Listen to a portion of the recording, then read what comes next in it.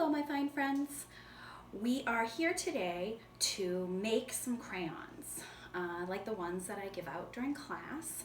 I know all of you get so excited when you get to take a crayon, and a lot of you ask me, how do you make those, Mrs. Lemieux? So I thought while I'm at home and I have this time, I could share with you how I make these crayons. And that way I'll have a ton of crayons to give out when I get back to school too. So everybody will get a crayon. So today we've got all our supplies here. So I've got my silicone trays. So the silicone trays you can get at Michael's or anywhere, and they're like rubbery, cool stuff that you can put into the oven so it can get hot. Usually it's used for like chocolates and things like that, but we use them for crayons. So I've got a butterfly one here, and I've got a unicorn one, and here's someone with shells and sea life, and some of our favorites like the Legos and hearts and stars, all that good stuff.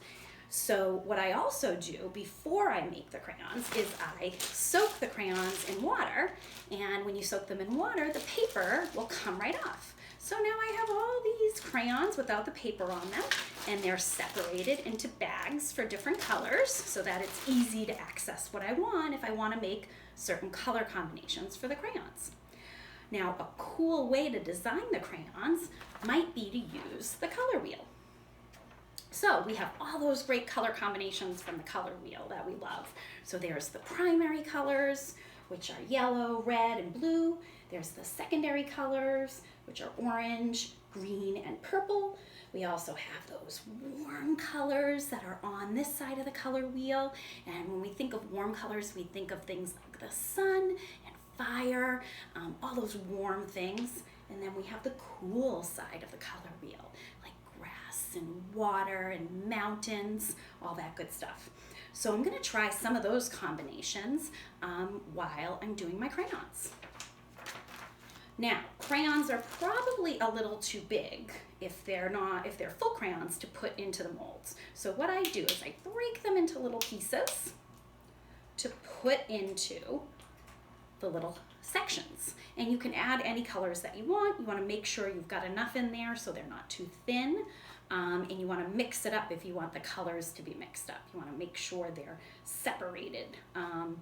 So I am going to get to filling all of these trays, and I'll come back to show you what they look like when they're done.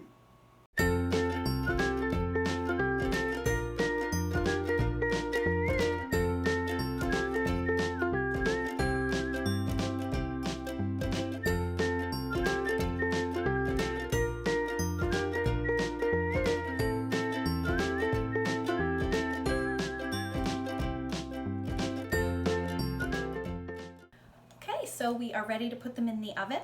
I've got the oven set at about 350 degrees. I'm gonna put them in for probably around 15 minutes, but I like to check on them every once in a while just to make sure they're not melting a little too much and the colors go together too much, and you know what that makes. It'll make more of a brown color, and we don't want that.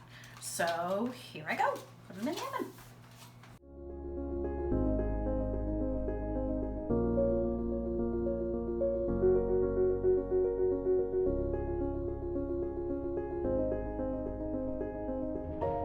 All right, it's been about 15 minutes. They should be ready. Let's take them out of the oven and see how they look. So here they are, fresh out of the oven. You can see all those beautiful swirling colors that melted together. We're just gonna have to now wait until they cool down so I can pop them out. Make sure that you wait long enough, because if you pop them out too soon, they will definitely break.